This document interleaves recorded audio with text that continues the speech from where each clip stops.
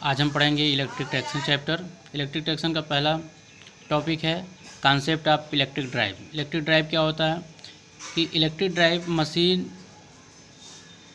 Equipment design का वह रूप होता है जिसके द्वारा हम इलेक्ट्रिकल एनर्जी को मैकेनिकल एनर्जी में चेंज करते हैं तथा उसको इलेक्ट्रिकली कंट्रोल प्रोवाइड कराते हैं। मतलब कि जो उसका कंट्रोलिंग होगा वो क्या होगा, इलेक्ट्रिकल रूप से होगा।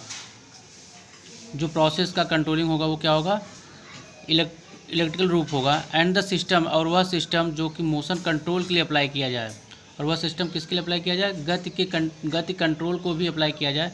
ऐसे सिस्टम को क्या कहते हैं, इलेक्ट्रिकल ड्राइव सिस्टम कहते हैं।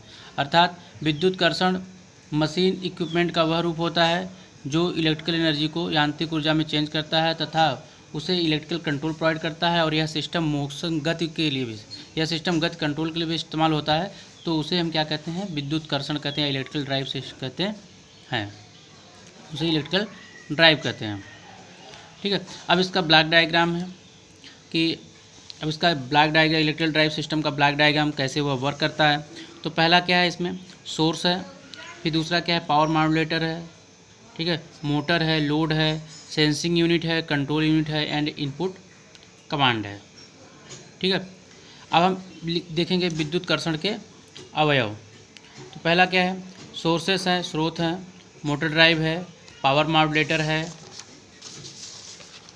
और कंट्रोल यूनिट है, सेंसिंग यूनिट है, इलेक्ट्रिकल मशीन एंड लोड्स है। तो सबसे पहले आता है सोर्स। सोर्स क्या करता है, यह सिस्टम को क्या कराता है, आवश्यक एनर्जी प्रदान करता है। और यह जिस प्रकार जैसे मतलब सिस्टम की रिक्वायरमेंट होती है एनर्जी को, वो उस तरीके का देता रहता है। तो इसके वोल्टेज फ्रिक्वेंसी में चेंजेस आते रहते हैं। ठीक है। तो सोर्स है, जिस प्रकार का लोड होगा उस प्रकार का सोर्स से सप्लाई प्रोवाइड होता रहेगा। अब क्या है, पावर मॉड्यूलेटर है। पावर मॉड्यूलेटर का कार्य क्या होता है, पावर मॉड्यूलेटर आउटपुट पावर को क्या करता है, कंट्रोल करता है। ठीक है। यह अब आउटपुट पावर को कंट्रोल कैसे करता है, हम देखते हैं इधर कि आउटपुट पावर को कंट्रोल करने के लिए इसके पास क्या है, मोटर है, मोटर के पास सेंसिंग यूनिट है, कंट्रोल यूनिट है।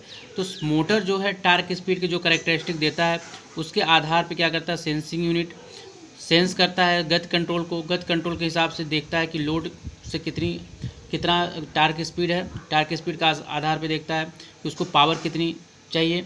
उस हिसाब से कंट्रोल यूनिट कंट्रोल यूनिट देता है, कंट्रोल यूनिट पावर मॉड्यूलेटर को इन्फॉर्म करता है। तो पावर मॉड्यूलेटर उस हिसाब से उसको क्या करता है, सप्लाई प्रोवाइड कराता है।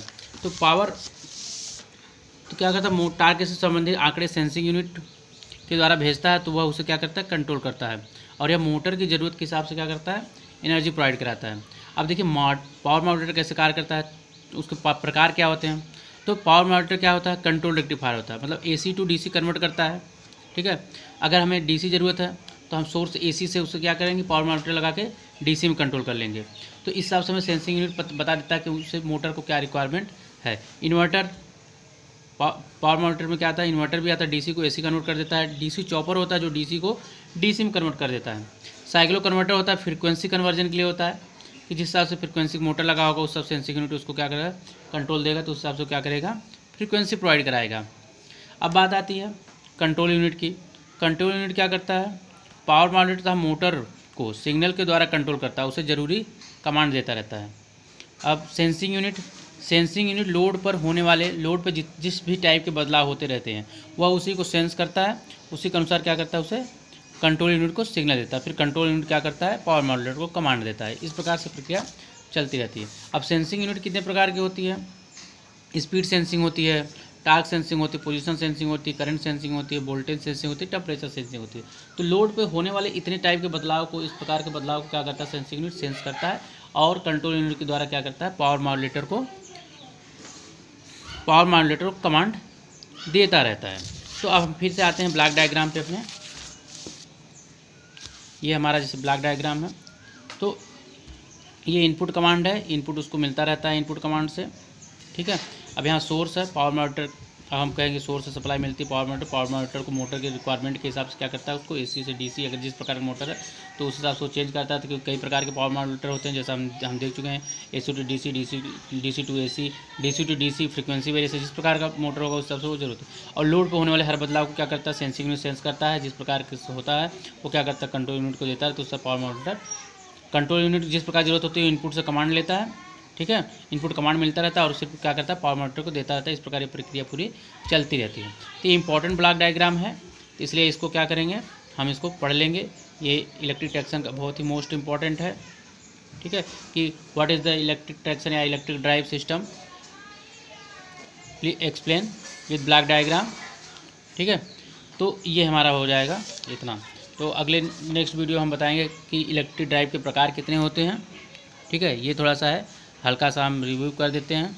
Classification of electric drive system कितने प्रकार का होता है, ग्रुप ड्राइव होता है, इंडिविजुअल ड्राइव होता है और मल्टी मोटर ड्राइव होता है। तो इसको नेक्स्ट वीडियो में हम बताएंगे, ठीक है। तो इसको जो पहला क्वेश्चन था बहुत इंपॉर्टेंट था, उसको पढ़ लीजिएगा, समझ लीजिएगा, ना समझ में आए तो पूछ लीजिएगा।